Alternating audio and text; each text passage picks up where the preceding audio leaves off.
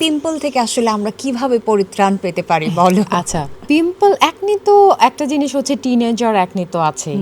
কারণ অনেক কারণে অ্যাকনি, ফাঙ্গাল অ্যাকনি আছে, অনেক কারণে অ্যাকনি হয়। হরমোনাল ইমব্যালেন্স যাদের থাকে, থাইরয়েডের প্রবলেম, পিসিওস ইত্যাদি অনেক কারণে হয়। আবার মেকআপ করার কারণে অ্যাকনি হয়। এখন যেটা দেখা যায় যে অ্যাডাল্ট অ্যাকনিটা কিন্তু খুব কমন, যে হ্যাঁ বয়সন্তীকালে কখনোই অ্যাকনি হয় নাই, কিন্তু এই বুড়া বয়সে গিয়ে অ্যাকনি কেন হচ্ছে, এটা অনেকে প্রশ্ন করে। এই যে আমরা হ্যাঁ, সাফারার যেমন আমি নিজেও সাফারার। উইয়ার্ড মানে কি সো বলবো? ইনফ্যাক্ট মানুষ এরকমও বলে যে ডাক্তার, আপনি তো ডাক্তার, আপনার মুখে কেন অ্যাকনি?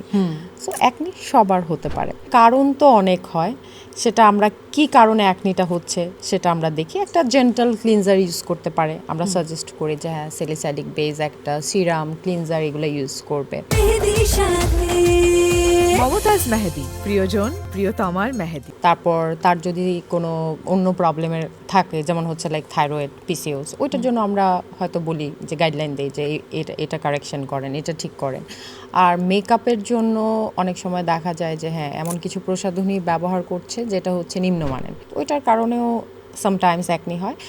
মেকআপ করলেই যে অ্যাকনি হবে এটা আসলে ঠিক না। মেকআপ করতে পারে, কিন্তু প্রপারলি মেকআপটাকে রাতের বেলা এসে রিমুভ করতে হবে। হ্যাঁ, যেমন বারবার আমি সবসময় বলি ডাবল ক্লিনজিং করেন, প্রপারলি আপনি মেকআপটা যেটা নিচ্ছেন সেটা আপনি ক্লিন করবেন এবং ভালো মানের মেকআপ ইউজ করার চেষ্টা করবেন। আর আরেকটা জিনিস তো আছে স্ট্রেস। সো স্ট্রেস তো আমাদেরকে অ্যাকনি দিবেই। স্ট্রেসের কারণে কিন্তু অ্যাকনি হতে পারে।